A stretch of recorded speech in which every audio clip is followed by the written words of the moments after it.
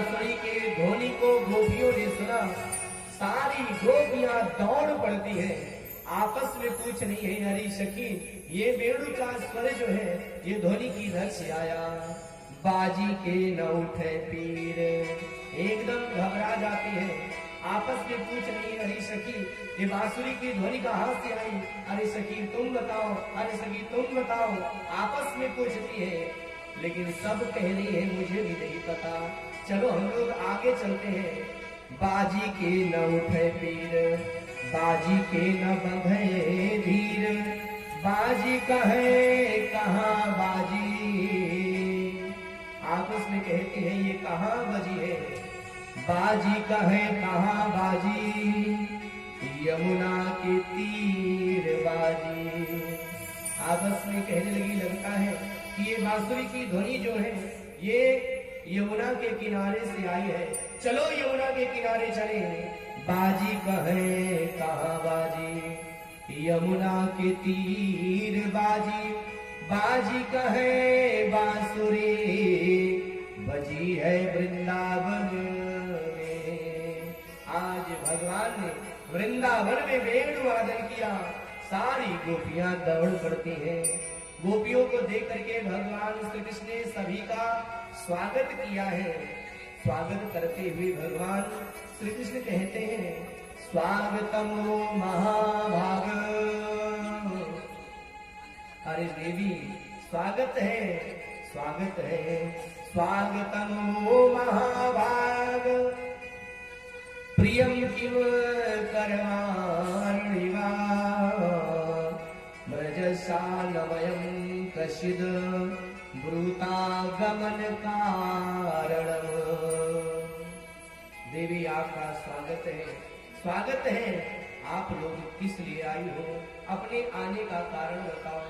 भगवान श्री कृष्ण ने सभी गोपियों का स्वागत करते हैं और कहने लगे, देखो तुम लोग पातिव्रत धर्म का पालन करने वाली स्त्री हो, और पातिव्रत धर्म का पालन करने वाली स्त्री अगर रात्रि के समय पर पुरुष के पास जाती है तो उसका पातिव्रत धर्म नष्ट हो जाता है।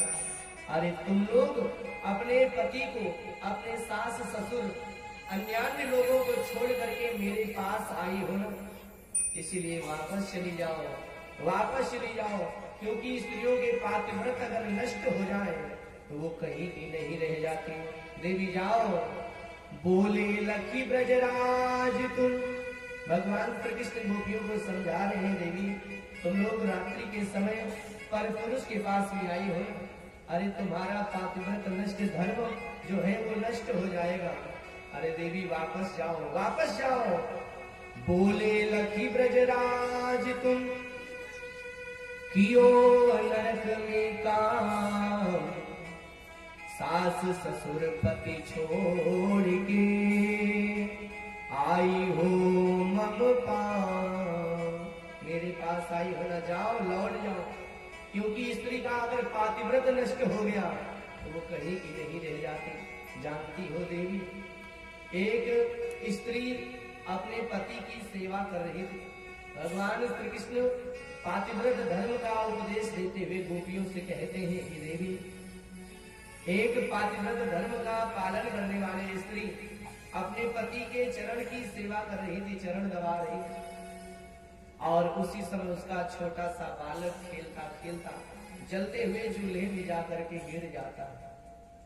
पत्नी भी देख रही है, पति भी देख रही है, और अगर पत्नी जाकर के अपने बच्चे को बचाती है तो उसका सेवा धर्म जो है वो पूर्ण नहीं होगा, अधूरा रह जाएगा।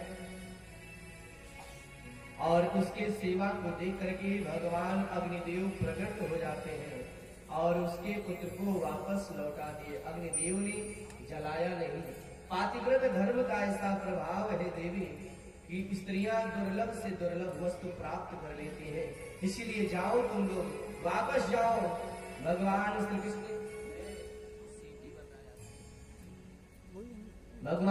कृष्ण ने समझाया गोपियों को, तो गोपियों ने कहा कि महाराज आप उपदेश देना नहीं जानते, हमें भी उपदेश आता है, आपको मैं भी एक कथा सुनाऊं। हाँ देवी सुनाओ। भगवान श्री कृष्ण से गोपियां कहती हैं कि प्रभु जानते हैं, एक बार एक स्त्री का पति कमाने के लिए परदेश जा रहा था और उसी समय उसने अपना एक फोटो पत्नी को दिया और कहा कि देवी जब तक मैं वापस ना आऊं तब तक तुम इस फोटो की ही पूजा करना। और उस स्त्री का नियम हो गया, वो सुबह उठती और उठने के बाद में अपने पति के फोटो की पूजा करती। बरसों जब बीत गए, परदेश गया हुआ पति जब वापस आया, सुबह का समय है, आकर के दरवाजे को खटखटाता है, अरे देवी कहाँ हो? और उस समय उसकी पत्नी अपने पति के फोटो की पूजा कर रही थी। अब आप बताइए प्रभु, उस स्त्री का धर्म क्या है? अपने पति के फोटो की पूजा करें या आए हुए वास्तविक पति का स्वागत करें? भगवान श्री कृष्ण ने कहा कि देवी जानती हो, जब वास्तविक पति आया है तो फोटो का क्या मतलब? अरे अपने वास्तविक पति का स्वागत करना चाहिए। गोपियां कहने लगी कि महाराज ऐसे ही जो हमारे पति हैं ना, ये तो हाड़ मांस के पति हैं और आप तो हमारे जगत पति हैं, हमारे आप वास्तविक पति हैं। प्रभु मैं आपको छोड़ करके नहीं जा सकती, मैंने अपने परिवार को, अपने पति को, अपने सब स्वरूपों को छोड़ करके आपके शरण में आई हूँ।